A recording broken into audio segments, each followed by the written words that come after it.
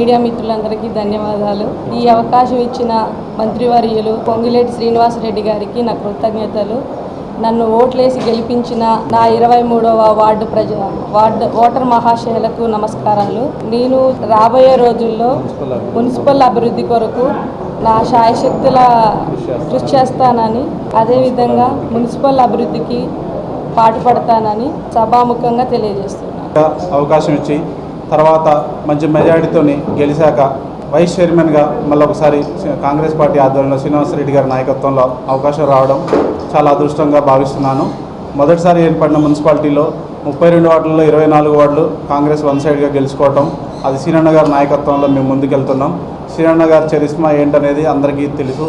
24 వార్డులు ఒక్క రోజులో రోజుకి 3 నుంచి 5 వార్డులు ప్రచారం చేసుకుంటూ మమ్మల్ని అందరినీ ముందుండి నడిపి ఈ విజయానికి ఆయన ముందు నడిచాడు. కాబట్టి ఈ విజయం ఆయనకి అంకితం చేస్తూ రాబోయే రోజుల్లో మున్సిపల్ అభివృద్ధికి మేమందరం కృషి చేస్తామని, నాకు వైస్ చైర్మన్గా అవకాశం ఇచ్చిన పార్టీకి, అదేవిధంగా శ్రీనివాసరెడ్డి గారికి, దయాకర్ రెడ్డికి, మరియు మార్కెట్ కమిటీ చైర్మన్ బైర్ హరినాథ్ బాబు గారికి, మరియు ముఖ్య నాయకులు మా ఇన్ఛార్జ్ నాయకులందరికీ కూడా పేరు పేరున ధన్యవాదాలు.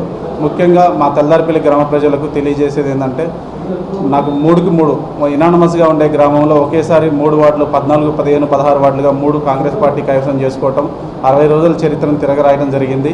రాబోయే రోజుల్లో తెల్లారిపల్లి ప్రజలందరికీ కూడా మా తరపు నుంచి ఏ సహాయ సహకారాలు కావాలన్నా అందుబాటులో ఉండి అన్ని కార్యక్రమాల్లో పాల్పంచుకుంటూ నిధులు ఏదొచ్చినా సక్రమంగా మున్సిపాలిటీలో సక్రమంగా పనిచేసుకుంటూ రాబోయే రోజుల్లో అభివృద్ధి కార్యక్రమాలు చేసుకుంటూ మున్సిపల్ అభివృద్ధికి కృషి చేస్తామని